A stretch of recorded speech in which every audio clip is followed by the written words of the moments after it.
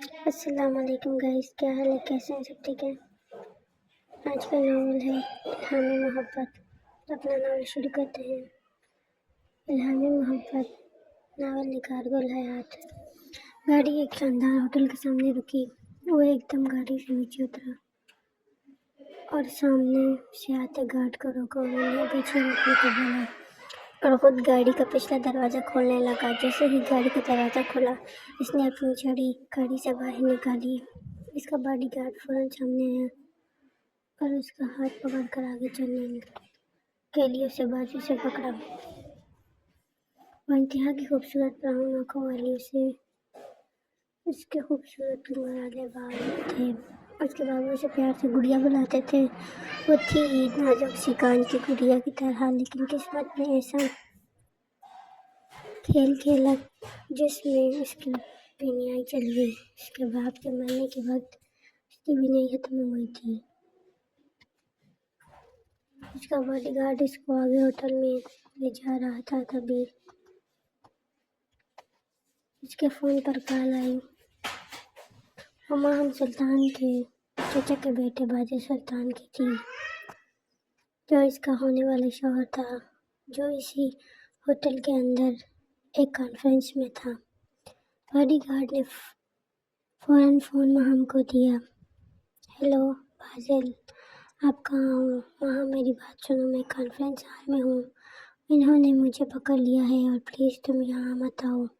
یہ لوگ تمہیں مارنا چاہتے ہیں، تم چلی جاؤ پلیز۔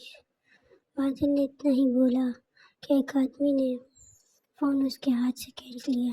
سنو لڑکی، ابھی اسی وقت یہاں آؤ، ورنہ تمہارے اس منگیتر کی لاش تمہارے گھر پہنچا دوں گا۔ نہیں پلیز ایسا مت کرنا، میں آ رہی ہوں۔ جیسے ہی فون بند ہوا، ہم نے اپنے باڈی گارڈ کو کہا مجھے اندر جانا ہے۔ مس ماہم ہم اندر نہیں جا سکتی، آپ کی جان کو خطرہ ہے، وہ لوگ بہت چالاک ہیں، آپ کے ساتھ کچھ بھی کر سکتے ہیں۔ لیکن باجل اندر کانفرنس ہال میں ہے، میں اسے اکیلا مرنے نہیں دے سکتی۔ تم میرے ساتھ چلو، کس لیے باڈی گارڈ ہو تم؟ ٹھیک ہے مس ماہم، میں آپ کو لے جاتا ہوں۔ وہ جیسے ہی آگے بڑھا، وہاں کے گارڈز نے انہیں روکا۔ صرف لڑکی کو اندر بھیجو، تم نہیں جا سکتے۔ یہ میرا باڈی گارڈ ہے، یہ میرے ساتھ اندر جائے گا۔ دیکھیں میڈم، صرف ایک آدمی کو اندر جانے کی اجازت ہے۔ ٹھیک ہے ابراہیم، تم یہی رہو۔ لیکن مس ماہم، وہ میرے ساتھ کچھ بھی نہیں کرنے کی ہمت نہیں کریں گے۔ اس نے ایک لاکٹ ماہم کے گلے میں پہنایا۔ مس ماہم، اگر آپ کو کسی بھی وقت میری ضرورت ہو یا پھر وہ لوگ آپ کے ساتھ کچھ بھی غلط کرنے کی کوشش کریں، آپ نے اس لاکٹ کے اندر لگے بٹن کو دبانا ہے۔ میں فوراً آپ کی مدد کے لیے پہنچ جاؤں گا۔ ٹھیک ہے مس ماہم، آپ سمجھ رہی ہیں میں کیا کہہ رہا ہوں؟ ماہم نے ہاں میں سر ہلایا۔ وہ بہت گھبراہٹ کا شکار تھی، اسے بہت ڈر لگ رہا تھا۔ ایک گارڈ آگے آیا اور اس کی چھڑی کو نیچے سے پکڑا اور اسے آگے لے جانے لگا۔ اسے بہت ڈر لگ رہا تھا۔ ایک گارڈ آگے آیا، اس کی چھڑی کو نیچے سے پکڑا اور اسے آگے لے جانے لگا۔ وہ اس گارڈ کے پیچھے چلتی گئی۔ وہ لوگ سیڑھیوں پر چڑھے، اوپر جانے کے لیے چڑھے۔ جیسے ہی وہ اوپر پہنچے، دائیں طرف ایک بڑا دروازہ لگا ہوا تھا جو شاید کانفرنس ہال کا تھا۔ وہ گارڈ اسے اسی کمرے کے اندر لے گیا۔ وہ اندر داخل ہوئی تو اسے باجل کی آواز آئی۔ باجل، آپ کہاں ہو؟ گارڈ نے ماہم کو دھکا دیا تو اس کی چھڑی اسے ہاتھ سے دور جا گئی۔ ماہم، جاؤ یہاں سے، میں نے تمہیں کہا تھا یہاں مت آنا۔ باجل، میں آپ کو اکیلا نہیں چھوڑ سکتی، بابا کے بعد ایک آپ ہی میرا سہارا ہو۔ باجل کو دو آدمیوں نے پکڑا ہوا تھا۔ ایک آدمی ماہم کی طرف آیا اور اس کا ہاتھ زبردستی پکڑ کر اسے کھینچتے ہوئے کرسی پر بٹھایا۔ مجھے چھوڑ دو، کچھ مت کہو، ویسے میں تمہیں چھوڑوں گا نہیں۔ چھوڑ دو اسے ماہم۔ باجل، کیا آپ ٹھیک ہیں؟ ماں میں ٹھیک ہوں، بس ماں لگتا ہے آپ کا منگتر آپ کی بہت پرواہ کرتا ہے۔ آپ کیا چاہتے ہیں مجھ سے؟ اس آدمی نے کچھ پیپر ماں کے سامنے رکھے۔ تمہارے باپ کا اچانک انتقال ہو گیا۔ اتنا بڑا گروپ ہم نے اس ایک نابینا شخص کے ذریعے سے نہیں چلا سکتا۔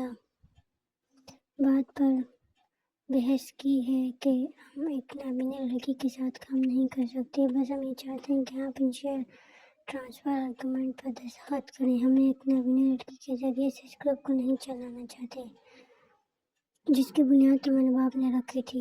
اگر میں ان پیپرز پر دستخط نہ کروں تو ایک بار جب آپ یہاں آ گئی ہیں تو اب آپ اس کے علاوہ کچھ اور نہیں سوچ سکتی۔ وہ غصے سے کرسی سے اٹھی۔ تم میرے ساتھ زبردستی نہیں کر سکتے۔ یہ میرے بابا کا گروپ ہے اور اب یہ میرا ہے، میں اسے اپنی مرضی سے چلا سکتی ہوں۔ اس آدمی نے پیچھے کھڑے گارڈ کو اشارہ کیا۔ گارڈ آگے آیا اور ماہم کو زبردستی کرسی پر بٹھایا۔ کرسی پر بٹھانے کی کوشش کی۔ چھوڑو مجھے، گارڈ نے اسے دونوں بازوؤں سے پکڑا۔ بیٹھ جاؤ۔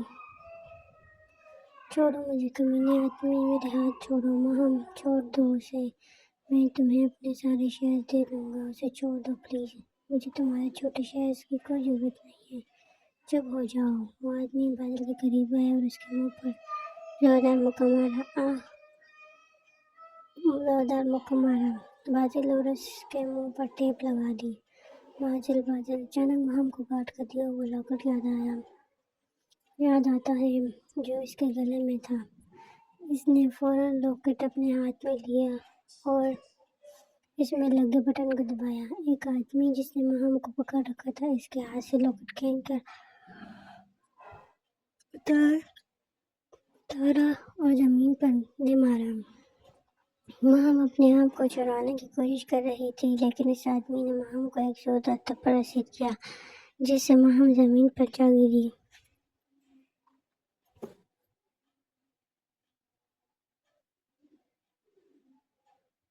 کالا رومال بندھا ہوا تھا جو اس کے بابا کی آخری نشانی تھی، زمین پر گر گیا۔ ماہم کے باڈی گارڈ کو جب اپنی گھڑی پر ریڈ نشان دکھا تو فوراً وہ ہوٹل کی طرف بھاگا، لیکن سامنے گارڈز تھے تو وہ دوسری طرف سے جہاں سیڑھیاں لگی ہوئی تھیں ہوٹل کے اندر داخل ہوا۔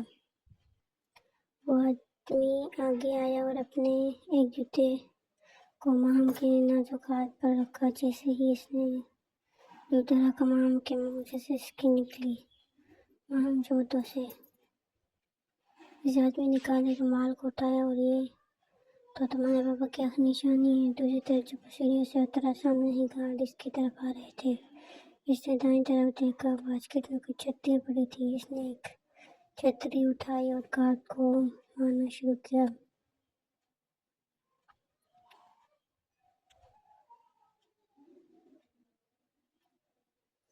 وہ شروع سے ہی گارڈ کا کام کرتا تھا۔ اس نے خاص ٹریننگ لے رکھی تھی اس کے لیے ان چند گارڈ کو مارنا مشکل نہیں تھا۔ اور تو یہ ہے تمہارے باپ کی آخری نشانی۔ چلو اسے بھی میں جلا دیتا ہوں تاکہ تمہارے باپ کی کوئی بھی چیز تمہارے پاس نہ رہے۔ جلا دو اسے۔ نہیں پلیز ایسے مت کرو، یہ میرے بابا کی آخری نشانی ہے، پلیز ایسے مت کرو۔ وہ رو رہی تھی اور چیخ کر کہہ رہی تھی مت جلاؤ اسے، دے دو واپس مجھے بابا۔ اس آدمی نے ٹیبل پر رومال کو رکھ کر آگ لگا دی۔ ماہم کو جب آگ لگنے کا احساس ہوا تو وہ ٹیبل کی طرف آئی اور ٹیبل پر ہاتھ مارنے لگی، لیکن رومال کو آگ لگ چکی تھی۔ اس نے ہاتھ آگے کیا تو اس کا ہاتھ جل گیا۔ ہاں ماہم، بادل نے اسے آواز دی۔ ہاں بابا۔ ہائے بیچاری اندھی عورت، تم تو اپنے باپ کی آخری عزت بھی نہیں بچا سکتی، تو تم اپنے آپ کو کیسے بچاؤ گی؟ ہاں نہیں بابا نہیں، پلیز بچاؤ، روکو اسے کوئی۔ چلو اٹھو، یہ ڈرامے بازی بند کرو اور پیپرز پر دستخط کرو۔ پیچھے سے دو آدمیوں نے اسے پکڑا اور کرسی پر بٹھایا۔ وہ جیسے ہی کانفرنس ہال تک پہنچا، آگے دو اور گارڈز کھڑے تھے۔ وہ انہیں بھی مار کر ایک دم کمرے کا دروازہ توڑ کر اندر داخل ہوتا ہے۔ ماہم کو جیسے ہی احساس ہوتا ہے کہ اس کا باڈی گارڈ پہنچ گیا ہے، ابراہیم بچاؤ! وہ سامنے سے آتے ایک آدمی کو اپنے پاؤں سے کک مار کر گرا دیتا ہے اور جلدی سے ماہم کو اپنے پاؤں میں لے کر وہاں سے بھاگنے لگتا ہے۔ جاؤ اس کے پیچھے، وہ بچ نہ پائے، جلدی جاؤ، دونوں کو پکڑو۔ ابراہیم ماہم کو لے کر ہاتھ سے باہر نکلتا ہے اور بائیں طرف بنے ایک اسٹور روم میں لے جاتا ہے اور اسٹور روم کے دروازے بند کر دیتا ہے۔ خاموش مس ماہم وہ اس کے منہ پر ہاتھ رکھ دیتا ہے۔ ماہم کو اپنے ساتھ وہ واقعہ یاد آتا ہے۔ اسی طرح کسی شخص نے اس کے منہ پر ہاتھ رکھا تھا جب وہ شخص اس کے باپ کو مارنے آیا تھا۔ تم نے میرے باپ کو مارا ہے۔ مس ماہم کیا بول رہی ہیں آپ؟ خاموش رہیں، وہ جیسے ہی باہر دیکھنے کے لیے جاتا ہے، ماہم پیچھے بے ہوش ہو کر گر جاتی ہے۔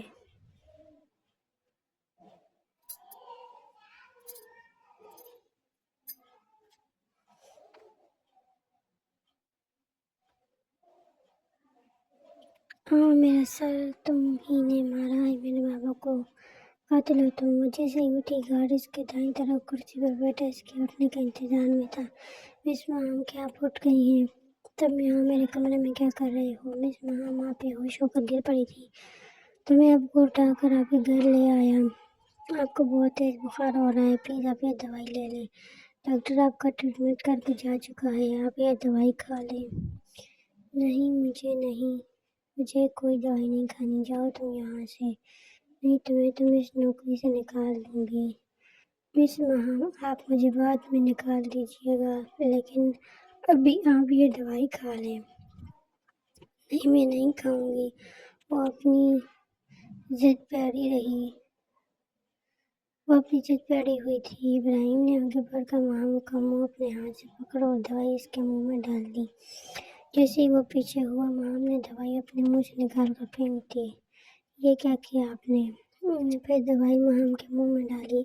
مس ماہم اگر آپ مجھے اس نوکری سے نکالنا چاہتی ہیں تو آپ چاہ کر بھی نہیں نکال سکتی، کیونکہ میں نے آپ کے بابا کے ساتھ کانٹریکٹ سائن کیا تھا کہ جب تک آپ کی شادی نہیں ہو جاتی میں آپ کے ساتھ سائے کی طرح قریب رہوں گا۔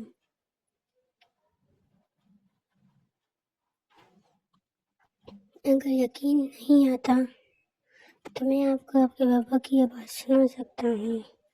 ابراہیم نے اپنے فون میں ماہم کے بابا کی ریکارڈ کی ہوئی آواز سنائی۔ ابراہیم جب تک میری بیٹی کی شادی نہیں ہو جاتی تو میں اس کے ساتھ رہوں گی، اس کا باڈی گارڈ بن کر۔ مجھے میری بیٹی کی بہت فکر ہے۔ میں یہ کانٹریکٹ آج سے تمہارے ساتھ سائن کرتا ہوں، میری گڑیا کا خیال رکھنا۔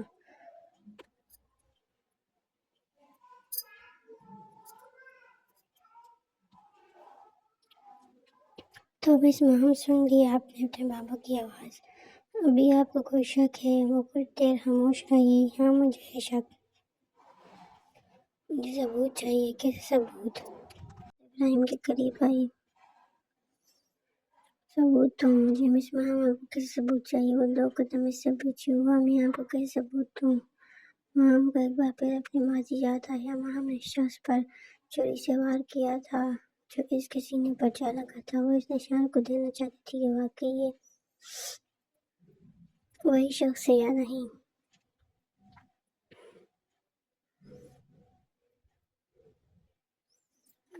اپنی شرٹ اتارو۔ مس ماہم یہ آپ کیا کہہ رہی ہیں؟ آپ منگنی شدہ ہیں، آپ کو اپنے باڈی گارڈ کے ساتھ ایسی حرکت چیک نہیں دیتی، ہوش میں تو ہیں آپ؟ لگتا ہے بخار آپ کے دماغ کو چڑھ گیا ہے۔ میں تمہیں 2 آپشن دیتی ہوں، یا تو تم خود اتارو یا پھر میں اتاروں تمہاری شرٹ۔ ابراہیم نے اپنی جیکٹ اتاری۔ ابراہیم ایک ابرو نوجوان تھا جو قد و قامت تعریف کے لائق تھا۔ اس کی بڑی آنکھیں اور گرمی پلکیں بہت ہی دلکش تھی، لیکن اس کی آنکھوں کی دیوانی تھی۔ اس کے بال جو ہر وقت جیل سے سیٹ رکھتا تھا، لڑکیوں کے دلوں کا شہزادہ تھا۔ ماہم نے ہاتھ آگے بڑھا کر محسوس کیا۔ شرٹ بھی اتارو۔ ابراہیم نے غصے سے پہلے اپنی ٹائی اتار کر بیڈ پر پھینکی اور پھر اپنی شرٹ اتار کر بیڈ پر پھینک دی۔ وہ اس کی آنکھوں میں غصے سے دیکھ رہا تھا کہ وہ کرنا کیا چاہتی ہے۔ ماہم نے ہاتھ آگے بڑھا کر ابراہیم کے جسم پر جیسے ہی ہاتھ رکھا وہ گھبرا سی گئی۔ کیوں، کیا ہوا؟ شرم آ رہی ہے کیا تمہیں اب؟ ماہم نے دوبارہ آہستہ سے ابراہیم کے جسم پر ہاتھ پھیرنا شروع کیا۔ اس کا ہاتھ جیسے ہی اس کے سینے تک آیا، تمہارا دل کافی زور سے دھڑک رہا ہے، کیا تم خوفزدہ ہو؟ یہ میری پہلی مرتبہ ہے کہ کوئی عورت مجھے چھو رہی ہے، ظاہر سی بات ہے میں نروس تو ہوں گا۔ ماہم کو جب اپنی انگلیوں کے ساتھ کسی نشان کا احساس ہوا، اس نے اپنے دونوں ہاتھوں کو اس نشان پر رکھا۔ یہ نشان۔ اس نے ایک دم سے اپنے ہاتھوں کو پیچھے کیا۔ تم نے تو کہا تھا تم وہ شخص نہیں ہو، پھر یہ نشان کیسا ہے بتاؤ مجھے۔ ابراہیم نے غصے سے ماہم کا ہاتھ پکڑا۔ یہ دیکھو، اور یہاں پر بھی ہے اور یہاں پر بھی۔ اس نے اپنے جسم پر لگے سبھی نشان دکھائے۔ مس ماہم، یہ میرے لیے ایک نارمل سی بات ہے۔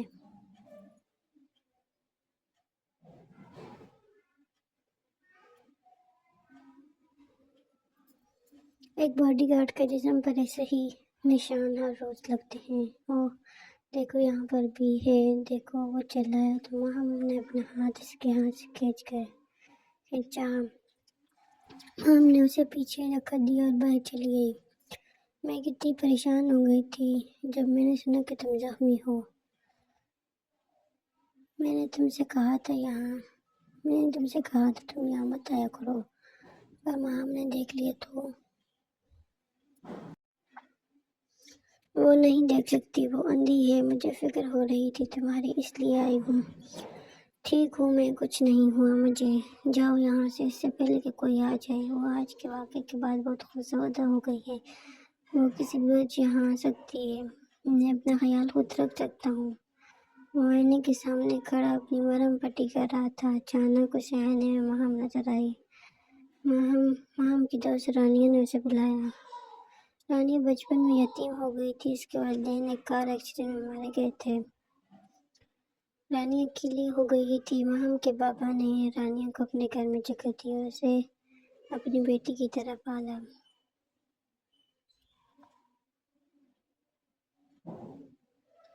ماہم، تم یہاں کیوں آ گئی ہو؟ مجھے بلا لیا ہوتا، تمہیں ابھی بھی بخار ہو رہا ہے۔ رانیہ، کیا تم دونوں یہاں ہو؟ ہاں رانیہ میرے لیے دوائی لے کر آئی ہے۔ تم زخمی ہو، زیادہ چوٹ آئی ہے کیا؟ نہیں، زیادہ نہیں ہے، بس تھوڑی سی چوٹ ہے، لیکن تم فکر مت کرو، میں ٹھیک ہو جاؤں گا۔ تمہیں آرام کرنا چاہیے۔ ماہم کی آنکھوں میں آنسو آنے لگے۔ باجل، کیا تم پولیس کو کال کر سکتے ہو؟ پولیس کو کال؟ لیکن کیوں؟ میں نے تمہیں بتایا تھا نا کہ کوئی میرے کمرے میں آیا تھا جس دن میرے بابا کا انتقال ہوا تھا، اور میں نے اسے چاقو مارا تھا اور وہ پھر بھاگ گیا۔ اور جب میں تیسرے فلور سے نیچے اتر رہی تھی تبھی وہی شخص میرے بابا کو مار رہا تھا۔ میں نے اس شخص کو پہچان لیا ہے، وہ میرا نیا باڈی گارڈ ابراہیم ہی ہے۔ اس کی آواز اس شخص کی طرح ہے۔ میں محسوس کیا ہے یہ وہی شخص ہے، اور اس کا وہ نشان بھی موجود ہے جب تمہارے بابا کا انتقال ہوا تھا۔ میں نے تمہارے کمرے کی فوٹیج چیک کی تھی، اس میں تو کوئی بھی شخص نہیں تھا، اور نہ ہی اسٹڈی روم میں کوئی موجود تھا جہاں تمہارے بابا کی باڈی تھی۔ اگر میں پولیس کو کال کر بھی لوں تو وہ کس چیز کی انویسٹیگیشن کریں گے؟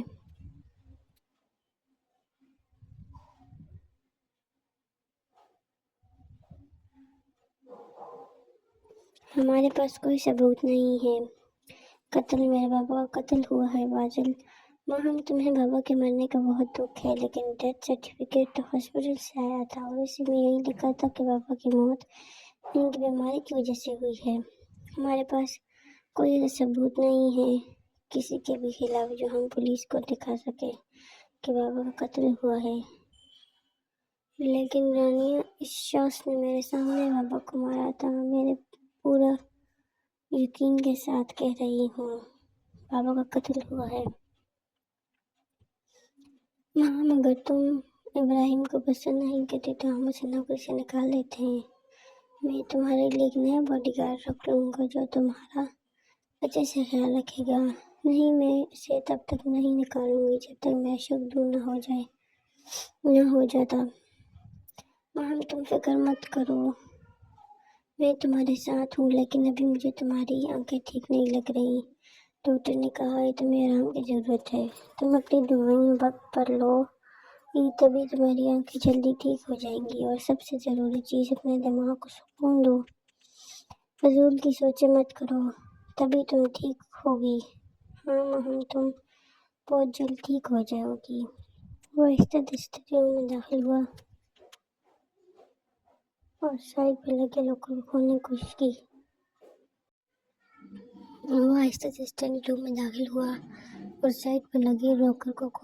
کوشش کی۔ اسٹڈی روم میں کوئی بھی نہیں تھا۔ وہ بادل کی باتوں کو سوچ رہی تھی، تبھی اس کو یاد آیا کہ وہاں پر ایک سیکرٹ کیمرہ لگا ہوا تھا۔ مجھے پہلے کیوں یاد نہیں آیا؟ وہ اپنے بیڈ سے اتری اور سیدھے اسٹڈی روم کی طرف جانے لگی۔ اس نے دوبارہ کوشش کی لاکر کو کھولنے کی، لیکن نہیں کھلا۔ تیسری دفعہ پر لاکر کھل گیا۔ وہ جس فائل کے لیے آیا تھا وہ یہاں موجود نہیں تھی۔ اس کو یاد آیا کہ جب وہ پچھلی دفعہ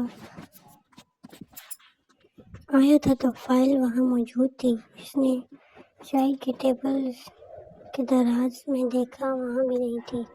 ماہم نے اسٹڈی روم کا دروازہ کھولا اور اندر آ گئی۔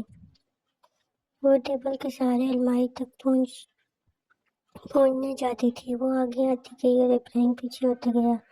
وہ جیسے ہی الماری تک پہنچی، اس نے اوپر والے دراز کو ہاتھ لگایا تو ایک بک الماری سے نیچے گری۔ جیسے ہی بک گرنے لگی، ابراہیم نے اسے پکڑ لیا۔ کون ہے یہاں؟ کیا تم ہی ہو قاتل؟ میرے بابا کے قاتل؟ ہاں میں ہی ہوں۔ تم یہاں آدھی رات کو میرے بابا کے اسٹڈی روم میں کیا کرنے آئے ہو؟ ہاں بتاؤ۔ تم نے ہی مارا ہے نا میرے بابا کو؟ سب لوگ تمہیں بے قصور سمجھتے ہیں لیکن میں نہیں۔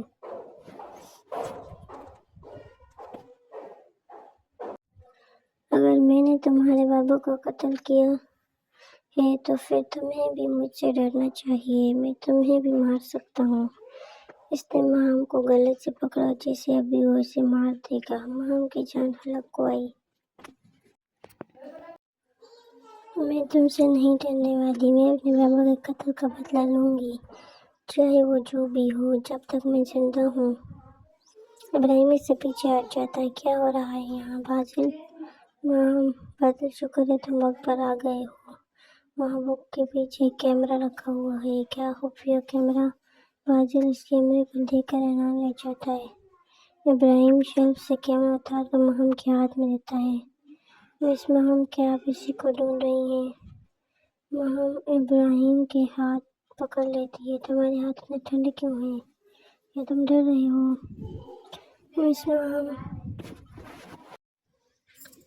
مس ماہم، آپ کچھ زیادہ ہی سوچ رہی ہیں۔ میرے ہاتھ سردی کی وجہ سے ٹھنڈے ہیں۔ یہ تو بہت خوشی کی بات ہے ماہم کہ تمہیں یہ کیمرہ مل گیا۔ بازل کیمرے کو حیرت زدہ آنکھوں سے دیکھتے ہوئے بولا۔ مجھے اچانک ہی اس کی یاد آئی ہے۔ ماہم کیمرے کے اندر سے ایک کارڈ نکال کر بازل کو ہاتھ میں دیا۔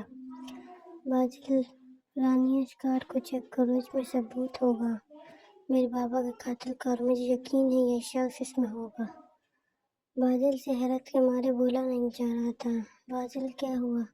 رانیہ نے ماہم کے ہاتھ سے کارڈ لیا۔ ماہم، اس کو چیک کرنے کے لیے ایک کارڈ لیڈر کی ضرورت ہوگی، کیا تمہارے پاس موجود ہے؟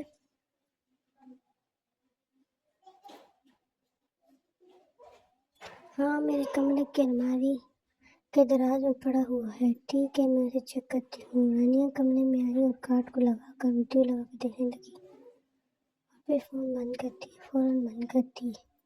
ماہم کمرے میں آئی۔ باقی لوگ بھی اس کے ساتھ اندر آئے۔ ماہم کرسی پر بیٹھی تو رانیہ نے ویڈیو چلائی۔ 2-3 دفعہ ویڈیو دیکھنے کے بعد ماہم نے بازل سے پوچھا، بازل، کیا ویڈیو میں کچھ ہے؟ کیا یہ شخص ہے اس ویڈیو میں؟ نہیں، اس ویڈیو میں ایسا کچھ نہیں ہے سوائے تمہارے بابا کے۔ صرف تمہارے بابا اسٹڈی روم میں آئے ہیں، اس کے آگے ویڈیو میں کچھ نہیں ہے۔ کیا اس میں کچھ بھی نہیں ہے؟ ماہم تمہیں اب یقین کرنا ہوگا کہ تمہارے بابا کی موت بیماری کی وجہ سے ہوئی ہے۔ باجل، تم نے سیڑھیوں والے کیمرے چیک کیے ہیں؟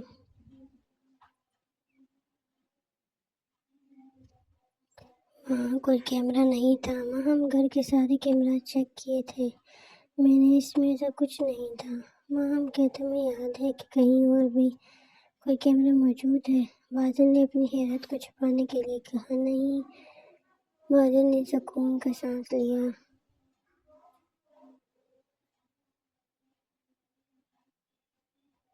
ماہم، آج تم بہت تھک گئی ہوگی، جاؤ جا کر آرام کرو۔ باجل سیڑھیوں سے اتر کر نیچے رانیہ کے کمرے میں آیا۔ رانیہ کمرے میں بیٹھی باجل کا انتظار کر رہی تھی۔ باجل کمرے میں آیا۔ رانیہ، کارڈ دو مجھے۔ کیا کرنا ہے تم نے کارڈ کے ساتھ؟ کیا تمہیں مجھ پر یقین نہیں ہے؟ رانیہ، ایسی بات نہیں ہے، میں اسے دیکھنا چاہتا ہوں۔ شکر کرو وقت سے پہلے میں نے وہ ویڈیو ڈیلیٹ کر دیا، ورنہ تمہاری خیر نہیں تھی۔ اچھا بس کرو، دے دو اب مجھے۔ یہ لو، کیوں مر رہے ہو؟ رانیہ نے کارڈ باجل کو دیا تو باجل نے رانیہ کو پیار سے گلے لگائے۔ میری جان بچتی ہے تم، میں تم پر یقین نہیں کروں گا تو کس پر کروں گا؟ وہ کمرے میں آئے اور اس کے منہ سے ٹیپ ہٹائی۔ تم پاگل ہو، کوئی ایسے باندھتا ہے کسی کو؟ انسان بھی ہو کے کہتے ہو ایک نمبر کے۔ کھولو مجھے جلدی۔ ابراہیم نے اپنے دوست کو کھولا جسے بہت عرصے بعد اس نے ڈھونڈا تھا۔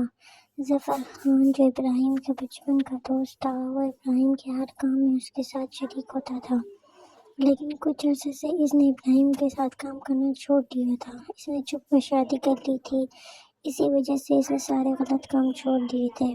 اٹھ جاؤ کمینے، تمہارے ساتھ تو بہت سارے صاحب رہتے ہیں۔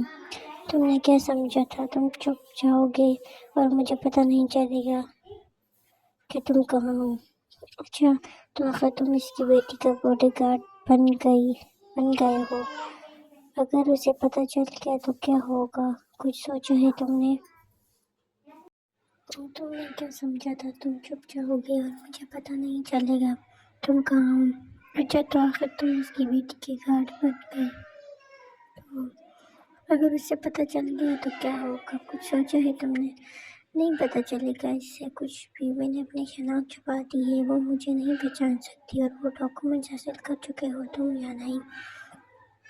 نہیں، وہ کسی نے ہٹا دیے ہیں، یا پھر افضل سلطان نے خود مرنے سے پہلے ہٹا دیے۔ اچھا تو اب یہ ڈرامہ کب تک چلے گا؟ کچھ دن اور۔ یار تم کرنا کیا چاہتے ہو؟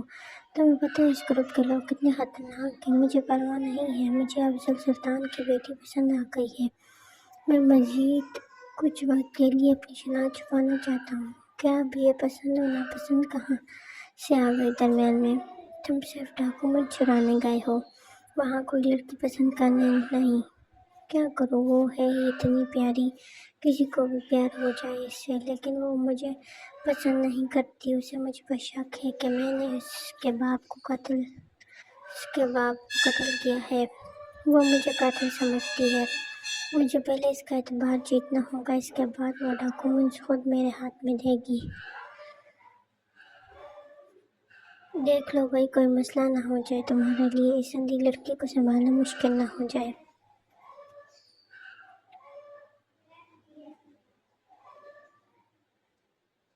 مس ماہم کیا آپ اٹھ گئی ہیں؟ ابراہیم نے ایک گلاب کا پھول اسے پکڑایا اور پھر چائے کا کپ اس کے ہاتھ میں دینے لگا۔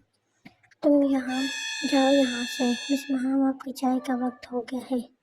رانیہ نے بتایا کہ آپ صبح سب سے پہلے چائے پیتی ہیں۔ مجھے نہیں پینی، مس ماہم آپ بھول سکتی ہیں۔ اگر آپ کو اب بھی مجھ پر اعتبار نہیں ہے تو آپ بیٹھ جائیں، رانیہ نے آپ کے لیے ناشتہ تیار کیا ہے۔ میں آ رہی ہوں، جاؤ تم یہاں سے۔ وہ باہر آئی اور آ کر ناشتہ کے ٹیبل پر بیٹھنے لگی۔ آؤ ماہم، ناشتہ تیار ہے، آج میں نے تمہارے لیے خاص سوپ تیار کیا ہے، لو پی کر دیکھو۔ رانیہ نے سوپ کا پیالہ ماہم کو دینے کے لیے آگے کیا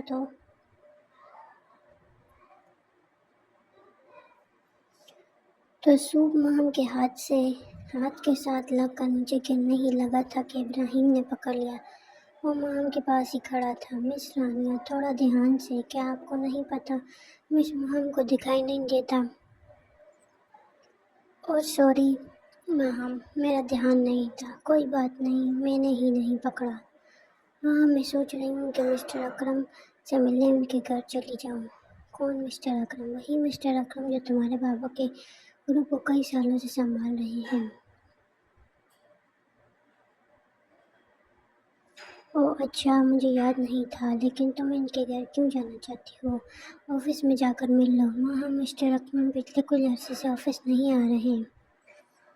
ان کے گھر سے بھی کوئی اطلاع نہیں ملی، اس لیے میں ان سے ملنے ان کے گھر جانا چاہتی ہوں۔ کیا تم جاؤ گی؟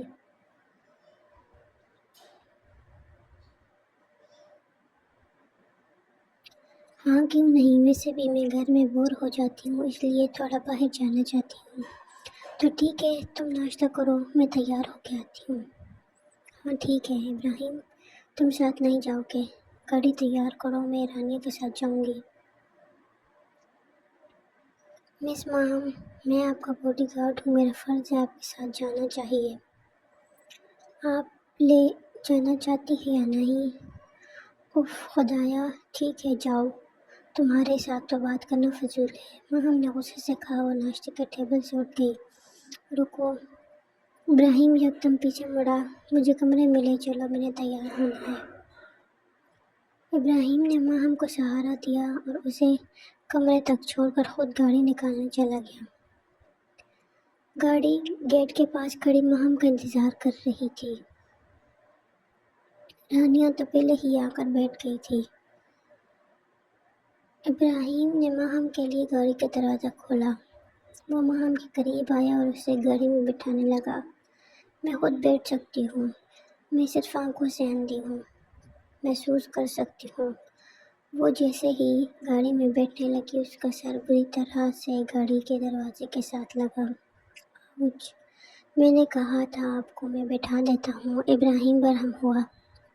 اس نے ماہم کو گاڑی میں بٹھایا اور دروازہ بند کیا اور خود ڈرائیونگ سیٹ پر آ کر براجمان ہوا۔ وہ ماہم کے قریب ہوا اور اس کی سیٹ بیلٹ باندھنے لگا۔ کیا کر رہی ہو میرے ساتھ؟ ماہم گھبرا کر پیچھے ہوئی۔ مس ماہم، آپ بے فکر رہیں، میں آپ کی سیٹ بیلٹ باندھ رہا تھا، میں آپ میں کوئی انٹرسٹڈ نہیں ہوں۔ اس نے ایک پانی کی بوتل ماہم کے ہاتھ میں پکڑائی۔ اگر پیاس لگے تو پانی پی لینا۔ شکریہ، اپنے پاس رکھو۔ میرے پاس اپنی ہے، اس نے منہ چڑھا کر کہا۔ مس ماہم، میں آپ کے پاپا کے دیے ہوئے پیسے اور ان کو دی ہوئی زبان کی قدر کرتا ہوں اور اپنی ڈیوٹی پوری ایمانداری کے ساتھ کر رہا ہوں۔ میرا اور کوئی مقصد نہیں ہے۔ ماہم نے منہ بنا کر کہا۔ گاڑی چلاؤ۔ رانیہ پچھلی سیٹ پر بیٹھی کسی سے فون پر میسج کے ذریعے بات کر رہی تھی۔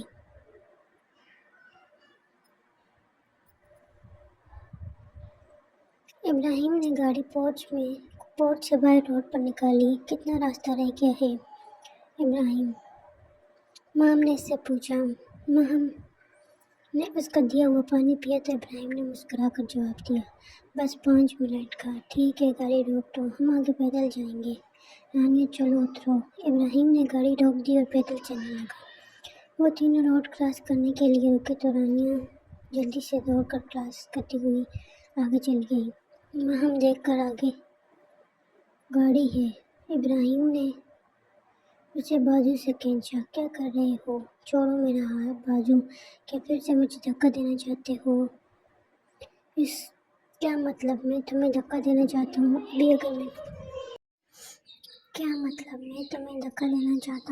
ابھی اگر میں نے نہ کھینچا ہوتا تو کسی گاڑی کے نیچے پڑی ہوتی، سمجھی تم؟ اب چپ چاپ چلو میرے ساتھ۔ وہ آگے بڑھنے ہی لگے تھے کہ ابراہیم کو ماہم کے ہاتھ میں ایک ٹیپ ریکارڈر دکھا۔ اوہ، تم تو بہت چالاک نکلی۔ اس نے وہ ٹیپ ریکارڈر ماہم کے ہاتھ سے چھینا۔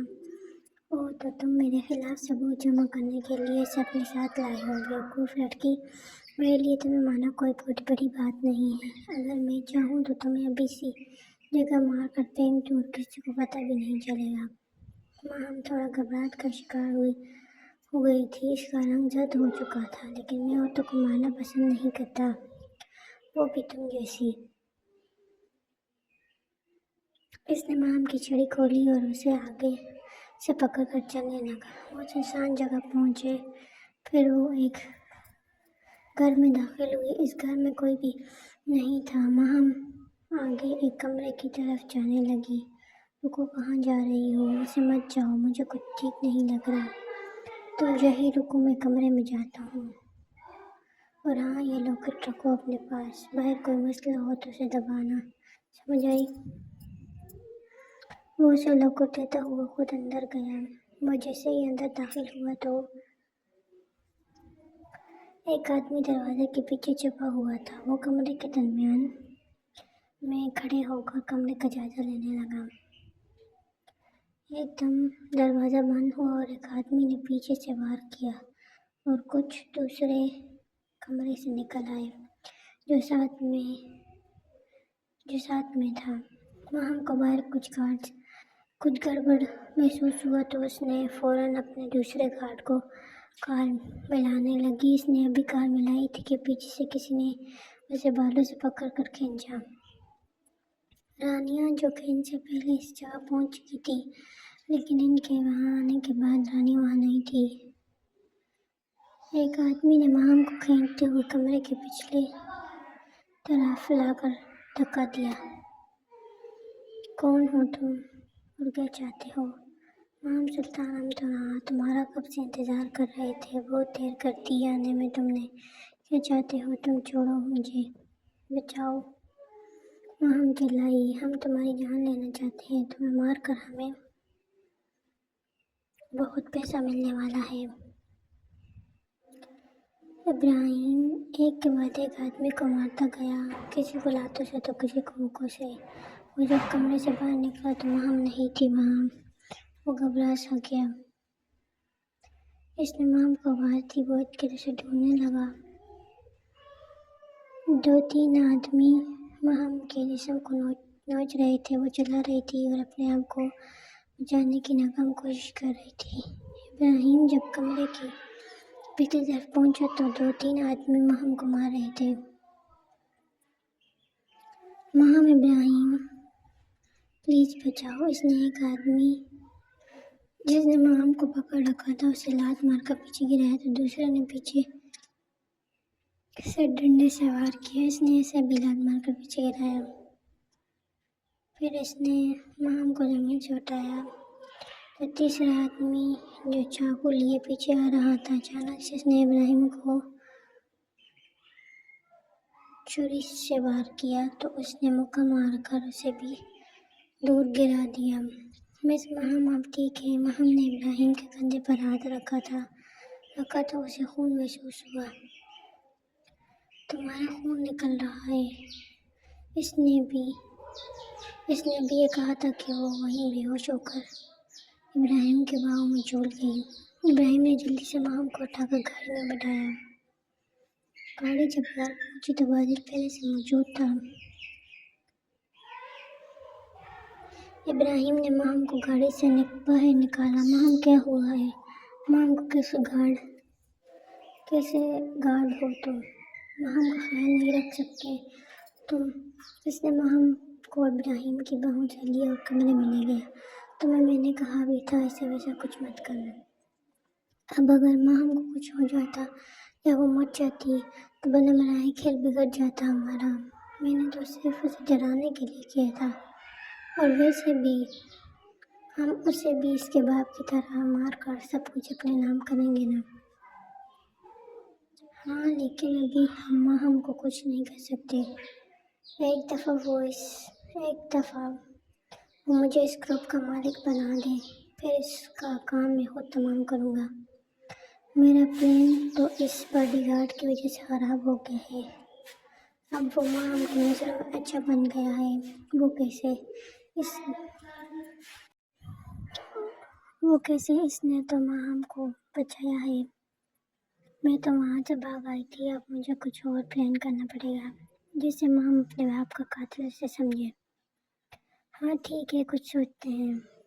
وہ یہ کہتی ہوئی بادل کے قریب آتی ہے اور اس کے سینے پر ہاتھ رکھتے کہ یہ رنگ تم نے کیوں پہنی ہے؟ یہ تو مام کی ممی کی رنگ ہے جو میں نے اسے دی تھی۔ ہاں یہ وہی ہے، تم نے کیوں پہنی ہے؟ ہاں تو کیا اس پر میرا حق نہیں ہے؟ بعد میں تو میں اسے ہی پہنوں گی نا، اس سے کیا ہوتا ہے؟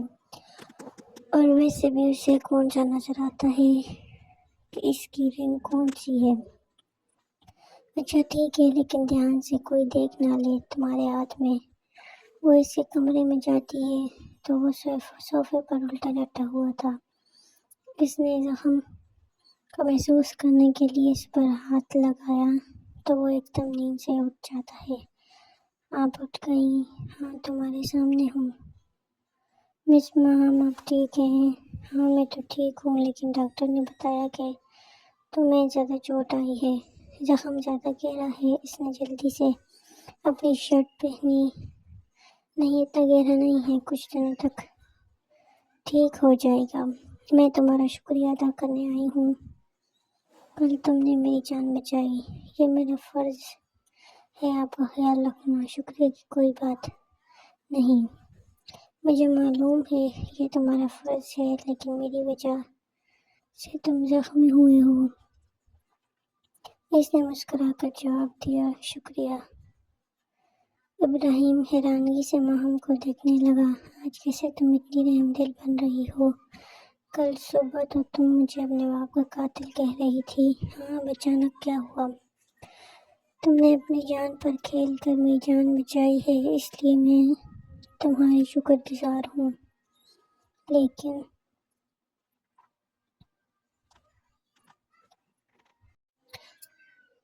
ہاں تو تمہیں مجھ پر یقین نہیں ہے؟ اس نے افسوس سے سر ہلایا۔ تمہارا زخم گہرا ہے، تم اپنی دوائی وقت پر لینا۔ یہ کہتے ہوئے اسے کمرے سے باہر نکل گئی۔ وہ اسے ایسے ہی دیکھتا رہا۔ وہ ڈرائنگ روم میں بیٹھی اس کے بارے میں سوچ رہی تھی۔ اس نے اپنے گلے سے لاکٹ جو ابراہیم نے اسے چھپا دیا تھا وہ لاکٹ کو ہاتھ میں لیتی بابا کہ ہمیشہ اس پر یقین کر سکتی ہوں۔ اس کے خیالوں میں کھو سی جاتی۔ وہ پرانی باتوں کو یاد۔ تم یہاں کیوں آئے ہو؟ میں نے تمہیں منع کیا تھا یہاں نہیں آنا۔ یار میں کیا کروں، تمہارے گھر میں اکیلے تو اس لیے چلے آئے۔ تمہیں چوٹ لگی ہے؟ دیکھو یہ سب اس لڑکی کی وجہ سے ہو رہا ہے، ابھی بھی وقت ہے، چلو گھر چلتے ہیں۔ نہیں میں کہیں نہیں جائے گا، تم یہاں سے جاؤ کی وجہ سے۔ چلو یار بس کر، میں تمہیں یہاں لے کر جاؤں گا۔ میں نے تمہیں کہا ہے نا نہیں جاؤں گا۔ ماں مجھے ابراہیم کے کمرے کے پاس سے گزر رہی تھی، کچھ آواز اس نے سیدھا ابراہیم کے کمرے کی طرف چلنے لگی۔ اس نے دروازہ کھولا تو وہ دونوں ڈر رہے تھے۔ مام کو دیکھتے ہی چپ ہو گئے۔ مام آپ یہاں اس وقت؟ ابراہیم خیریت ہے؟ تمہارے کمرے سے کچھ آوازیں آ رہی۔ ابراہیم نے ظفر کو گھورا۔ ہاں وہ ڈاکٹر سے فون پر بات کر رہا تھا۔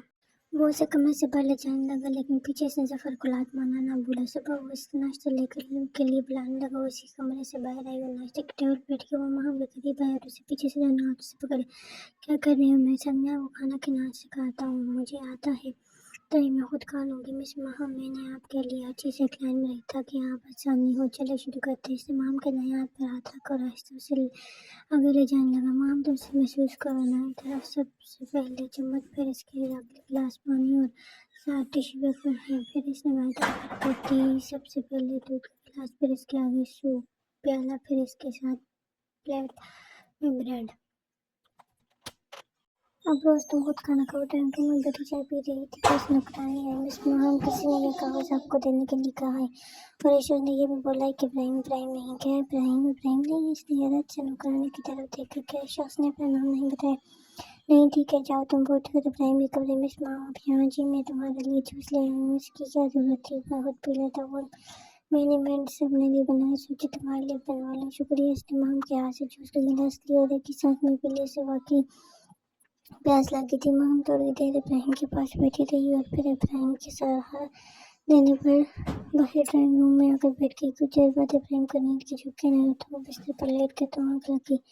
ماہم کچھ دیر بعد جب کمرے میں آئی تو ابراہیم بیڈ پر سو رہا تھا۔ وہ دیوار کا سہارا لیتی بیڈ تک آئی اور دیکھنے لگی کہ ابراہیم سو گیا ہے کہ نہیں۔ ماہم نے ابراہیم کے جوس میں نیند کی دوائی دی تھی تاکہ وہ نیند کا فائدہ اٹھا کر اپنا شک دور کرے۔ اس نے آہستہ سے ابراہیم کی شرٹ کا بٹن کھولا، پھر لیتے دھیرے دھیرے سے اس کے جسم کے نشانات کو جاننے لگی۔ وہ جیسے ہی سینے تک پہنچی، میں چاہتا ہوں بتاؤ میرا ایسا کوئی ارادہ نہیں ہے۔ اچھا تو پھر میرے پاس اوپر کیوں لیٹی ہو؟ تو تمہیں کیسے پتا کہ میں کون ہوں؟ مجھے کسی نے تمہاری پرسنل انفارمیشن دی اور اس نے یہی کہا ہے۔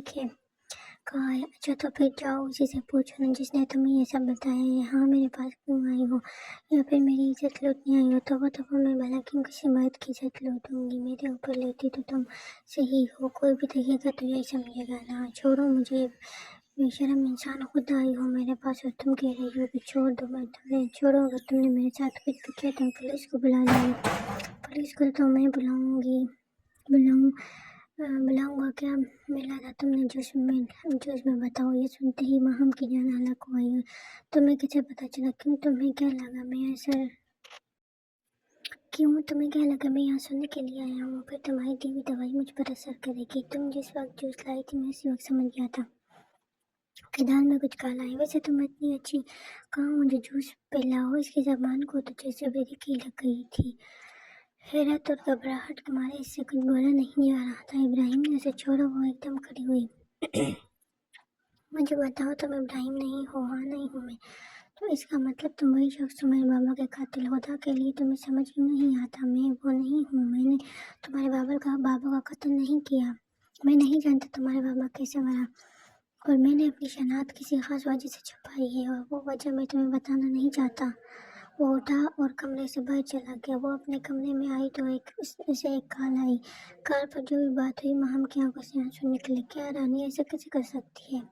میں نے تو اسے ہمیشہ بہن سمجھا ہے۔ بابا نے بھی اسے اپنی بیٹی کہا تھا۔ وہ رانیہ کے بنائے ہوئے پلان کے بارے میں سب جان گئی تھی۔ اس کی آنکھوں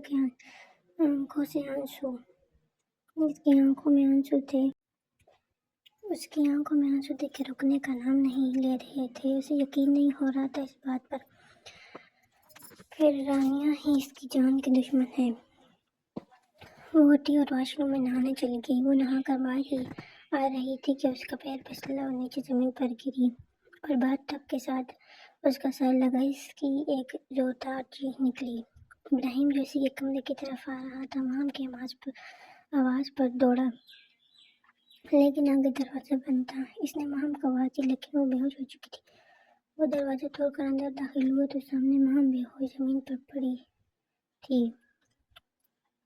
ابراہیم نے جلدی سے ماہم کو اٹھایا اور اسے کمرے میں لے جا کر بیڈ پر لٹایا۔ پھر جلدی میں ڈاکٹر کو کال کی۔ ڈاکٹر نے اس کا چیک اپ کیا اور چلا گیا۔ ماہم، آپ کو میں نے کتنی دفعہ کہا ہے اپنا خیال رکھا کریں۔ وہ میرا ہاتھ پھسل گیا تھا۔ ٹھیک ہے، آپ آرام کریں۔ یہ کہتا ہوا ابراہیم باہر چلا گیا۔ ماہم کی آنکھوں میں ایک دم جلن سی ہونے لگی۔ اس نے آنکھیں بند کی، پھر کھولی تو اسے دھندلا دھندلا نظر آنے لگا۔ وہ بڑی خوش ہوئی۔ صبح جب وہ اٹھی تو اسے سب کچھ نظر آنے لگا۔ وہ ایک ایک چیز کو دیکھنے لگی اور دل ہی دل میں اللہ کا شکر ادا کرنے لگی۔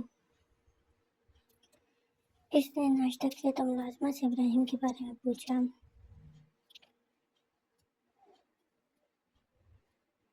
میڈم، ابراہیم تو گھر چلے گئے ہیں۔ ماہم اٹھی اور گارڈ کو گاڑی نکالنے کا بولا۔ وہ اپنی اس خوشی کو سب سے پہلے ابراہیم کے ساتھ شیئر کرنا چاہتی تھی۔ وہ ابراہیم کے گھر پہنچی تو وہ بھی نہا کر اپنے کمرے سے نکلا تھا۔ وہ ماہم کو اسے دیکھ کر حیران ہوا۔ ہاتھ ٹاول ابھی اس کے منہ پر تھا۔ وہ اپنے بال خشک کر رہا تھا تو ماہم کو اس کا چہرہ اتنا نظر نہ آیا۔ تم یہاں کیسے آئی ہو؟ میں خود آئی ہوں، میں آج بہت خوش ہوں۔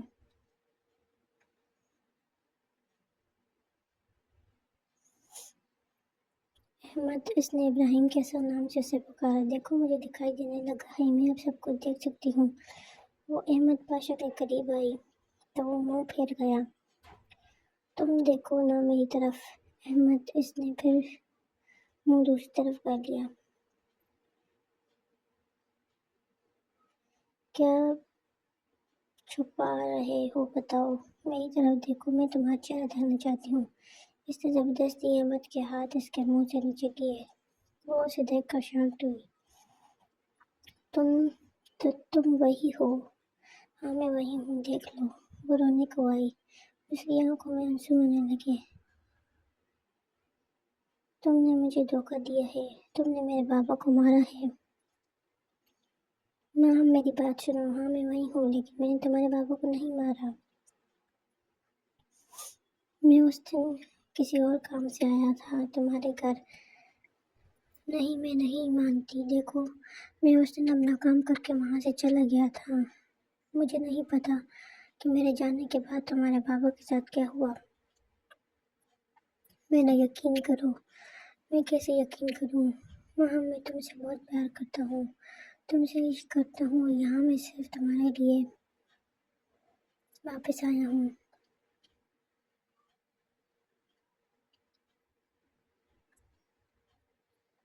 جھوٹ، سب جھوٹ ہے۔ میں تم سے بار بار پوچھتی رہی کہ تم کون ہو، لیکن تم نے مجھے نہیں بتایا۔ تم نے مجھ سے جھوٹ بولا۔ وہ چیخ رہی تھی اور رو رہی تھی، تم قاتل ہو میرے بابا کے، نفرت ہے مجھے تم سے۔ مام کے یہ الفاظ احمد کا دل ٹوٹ گیا۔ مام کے ان الفاظ سے احمد کا دل ٹوٹ گیا۔ مام آئی لو یو، میں تم سے بہت پیار کرتا ہوں، میں تمہارے بابا کو کیسے مار سکتا ہوں؟ پلیز میرا یقین کرو۔ وہ مام کے قریب ہوا اور اسے اپنی طرف کھینچ کر اس کے لبوں کو چوما۔ مام یکدم بوکھلا گئی اور احمد کو پیچھے دھکا دیا۔ تم پاگل ہو گئی ہو، شرم نہیں آتی تمہیں؟ ہاں پاگل ہو گیا ہوں، تمہاری محبت میں بہت جانے لگا ہوں تمہیں۔ اس نے فون ٹیبل سے اٹھایا۔ یہ لو، اگر تمہیں لگتا ہے کہ میں نے تمہارے بابا کو مارا ہے تو کرو پولیس کو کال، لو کر لو۔ مام اسے بس دیکھتی رہی۔ میں تمہیں آج اس نوکری سے فارغ کر دوں، آج کے بعد مجھے اپنی شکل مت دکھانا، سمجھے تم؟ یہ کہتے ہوئے وہ احمد پاشا کے گھر سے چلی گئی۔ وہ رات کو جب پانی پینے باہر نکلی تو اسے رانیہ کے کمرے سے فاضل کی آواز آئی، فاضل یہاں۔ اس نے جب کمرے کا دروازہ کھولا تو اس کی آنکھیں حیرت کے مارے کھلی رہ گئیں۔ رانیہ بیڈ پر فاضل کی باہوں میں لیٹی تھی اور فاضل اسے پیار کر رہا تھا۔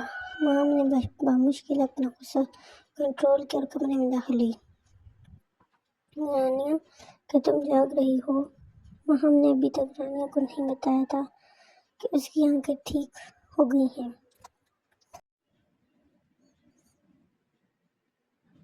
رانیہ جلدی سے فاضل کے پاس سے اٹھی اور مام کے آگے کھڑی ہو گئی۔ مام تم یہاں کیوں آئی ہو؟ مجھے بلا لیتی۔ فاضل کا رنگ مام کو دیکھ کر پیلا پڑ گیا تھا، لیکن رانیہ نے آنکھ کا اشارے سے چپ رہنے کو کہا۔ مام، میرا دل بہت گھبرا رہا ہے، اس لیے میں تمہارے پاس چلی آئی۔ اچھا آؤ بیٹھو، میں پانی دیتی ہوں۔ مام نے پانی پیا اور ایک نظر رانیہ کو دیکھا تو اس کی آنکھ سے آنسو گر کر اس کے گال پر پڑا۔ ٹھہرا۔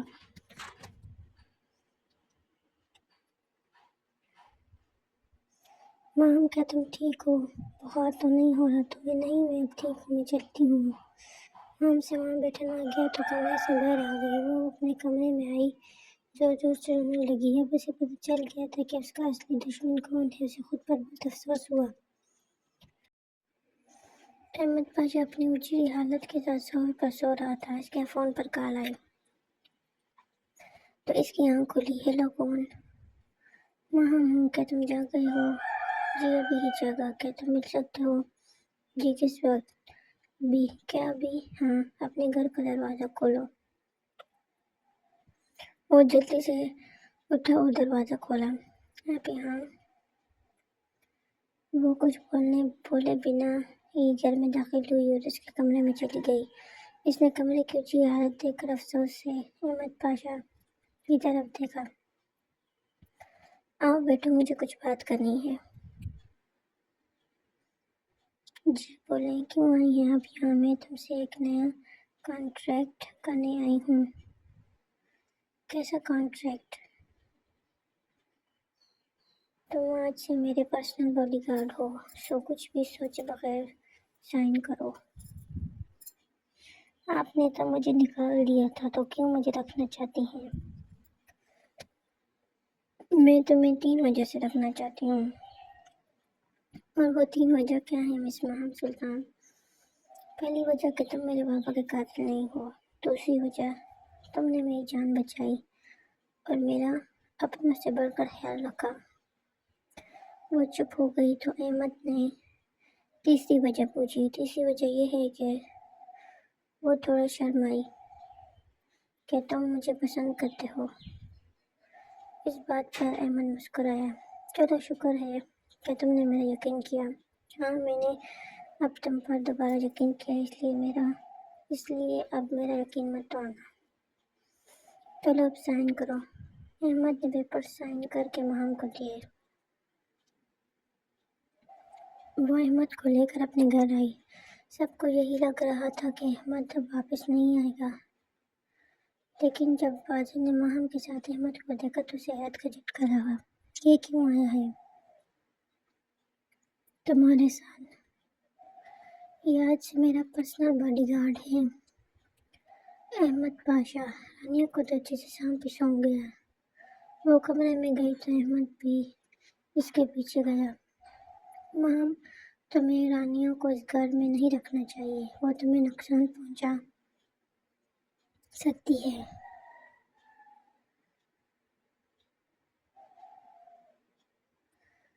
ہاں میں بھی یہی سوچ رہی ہوں کہ رانیہ کو اسے گھر سے جانے کا بول دوں۔ بادل کے بارے میں کیا سوچا ہے؟ اس کے بارے میں نے ابھی کچھ نہیں سوچا۔ کیوں؟ کیا وہ تمہیں بے قصور لگتا ہے یا پھر تم ابھی بھی اس سے پیار کرتی ہو؟ وہ پھیکی ہنسی۔ کیوں تم جیلس ہو رہے ہو؟ ہاں میں نہیں چاہتا کہ وہ تمہارے آس پاس بھی رہے۔ ٹھیک ہے، کچھ سوچتے ہیں۔ وہ رانیہ کو اپنے گھر سے نکل جانے کا کہتی ہے، لیکن رانیہ اس کی منتیں کرنے لگتی ہے کہ اس کا کوئی نہیں ہے، وہ کہاں جائے گی؟ تو ماں اسے اپنے گھر میں جگہ دے دیتی ہے۔ اگلی صبح وہ رانیہ اور احمد کے ساتھ ڈاکٹر کے پاس گئی۔ واپسی پر وہ لوگ آ رہے تھے کہ کچھ گنڈوں نے ان پر حملہ کیا۔